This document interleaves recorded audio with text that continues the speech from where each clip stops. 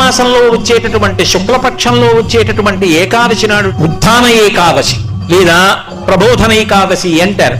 శ్రీ మహావిష్ణువు పాలసముద్రంలోంచి నిద్రలేస్తారు. ఆ రోజున ఆషాఢ మాసంలో మొదలు పెడతాడు ఆ నిద్ర. అది యోగ నిద్ర. పైకి చేస్తున్న పూజ కాదు, మనస్సుల లోపల ఉన్నటువంటి భక్తిని లెక్కలోకి తీసుకుంటాడు దక్షిణాయనం. ఉపాసన కాలం కాదు. భగవంతుని మీద భక్తి ఉంటే పూజ చెయ్యకుండా ఉండలేవు. కేవలం పూజ ఒక్కటే చేస్తే భక్తి అని చెప్పడము సాక్ష్యం కాదు. అందుకే భక్తి కన్నా పై స్థాయిలో మానసిక భక్తి ఉంటుంది. ఆ లోపల ఎంత ఎదుగుతున్నాడో అన్నదాన్ని పరమేశ్వరుడు చూస్తూ ఆ చూడ్డానికి ఇక్కడ కన్నులు మూసి లోపలికి చూస్తాడు. అది యోగ నిద్ర. అటువంటి పరమాత్మ యోగ నిద్ర యందు లోకములను గమనించి కార్తీక మాసంలో వచ్చేటటువంటి శుక్లపక్షంలో వచ్చేటటువంటి ఏకాదశి నాడు క్షీరసాగరంలోంచి లేచి ద్వాదశి తిథి నాటికి ఒకనాడు మాట ఇచ్చాడు కనుక బృందకి ఆయన తులసి బృందావనంలోకి వస్తాడు. అందుకే ఆ రోజున